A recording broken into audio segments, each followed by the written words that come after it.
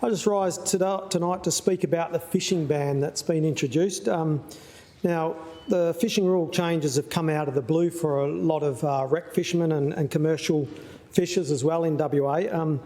Now, a lot of people, I've had so many calls, emails. Just again then, when I was out of the chamber, I had another person in business that relies on the fishing industry speak to me then. So it's been a really big issue for people in WA at the moment.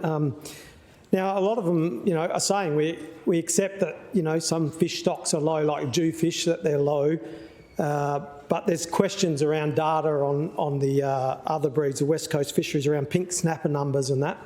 Now, WA is a huge coastline and there's different issues affecting different areas, obviously down in the built-up areas of Perth compared to up north with the different sort of fishing industries.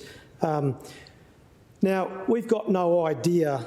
Up north, I asked a question of the Minister about on poaching numbers and that, and I accept the question was answered in a decent way, but it still doesn't the answer. I know that the answer was that the fish that are being poached up there, they aren't targeting the species that that the ban's being placed on, but targeting is one thing, but do we know how many are being taken when we're going to bring in a ban, and which is going to affect so many businesses in this state, so many people's livelihoods.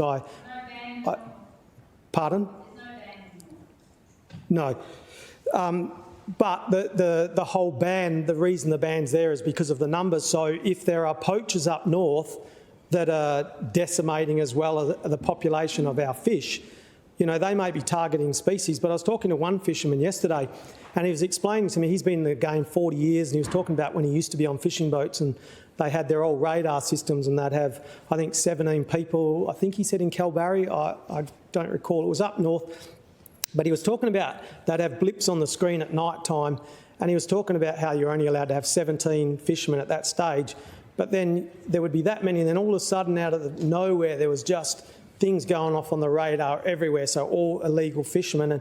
And there's these people are telling me there's a lot of fish being taken up the north. There's so many illegal fishermen hiding away in mangroves and different things. And I can only take what all the phone calls, like I've had heaps, they've asked me saying, look, can you help us bring this to the attention so that this is going to decimate their businesses. There's a lot of small businesses that are going to be affected.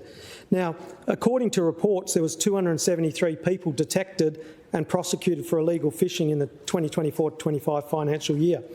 I imagine that's only the tip of the iceberg, going by reports from fishermen that are saying up there that there's, boats that come in, constantly. They're out there, and, we're obviously, our federal government needs to do more to shut that down, because what's happening is, who knows how much of this variety of fish they're taking, and that... Can't travel that far. Anyway, so instead of reducing domestic commercial take in the northwest, so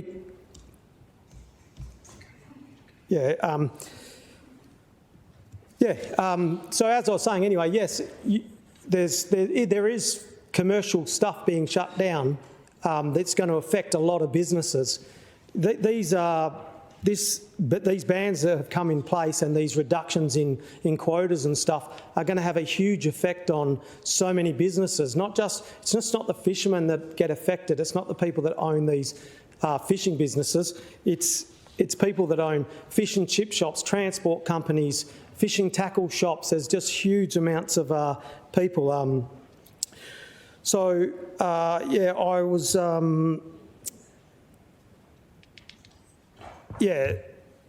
what I was going to say is, I'll read, actually, I'll go, because I'm a little bit distracted now because the Minister was calling out on my train of thought of where I was heading with it. But we've got businesses like tackle shops, the fishing shop in Waroona, Southwest Fresh Fish, transport companies, like I said, fishing charter providers like David from the Wild West Charters, tourism businesses.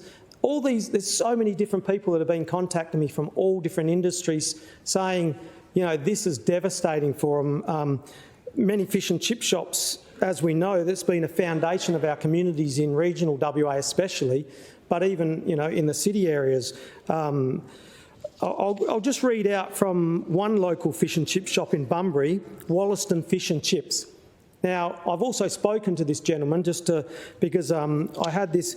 I'll read out what he posted up. When we took over this business, our goal was to offer our customers fresh, local and WA caught fish. When we took over this business, our goal was to offer our customers fresh, local and WA caught fish. Wouldn't you know, it actually worked. For over 3 years, we have grinded, put our heart and soul into our business, sacrificed more than we let on to make it what it is today. We went from 7 staff going on to 18 now. We employ all local staff, and if our business suffers as a result of this, so will they. We are not millionaires, as supporting Australian commercial fishermen can be a little costly. However, you're paying for quality while supporting Australian families and industries. Once this is implemented, the flow-on effect to the community, not just Bunbury, will be absolutely devastating. We are recreational fishers as well, and everyone should be able to catch a fish.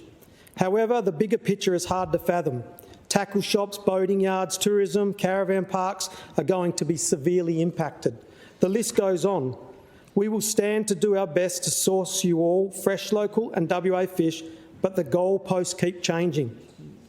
As of today, our knowledge, 7 commercial fishing operators have simply been put out of business. Hate them or love them, we need WA and Australian produce while maintaining a healthy balance for recreational fishers. We certainly aren't the sort of people to give up. If we did, we would have been out of business in our first year. Boat owners might be concerned about the value of their boat. Maybe, demand will collapse. There's all people talking about the worry of, a couple of years, 21 months or whatever, has not been able to go fishing. Unless, of course, you've got a big enough boat that the federal government can buy and give to Indonesian fishermen, and, you might be okay. Now, I think the Minister talked about the social licence for commercial fishing, and I would argue that there is a strong social licence to provide West Australians with local West Australian fish. I'd say West Aussies would say there's no social licence to rely more on imports from other countries of fish and not care about the sustainability. So, I mean, it's just really disappointing that our fishermen, our small businesses, there's just going to be so many people impacted by, these bans and these things put in place on both commercial and recreational fishing. We do need to protect our stock, but there's even been things thrown around, and again we can talk about the statistics on whether really how many fish are out there. And one bloke did a video on how he was employed to put his fishing boat out there and put down little things with cameras and all that to work out numbers with the university, and they were putting on sandbanks and that, and he said to them, well, why are we putting them here?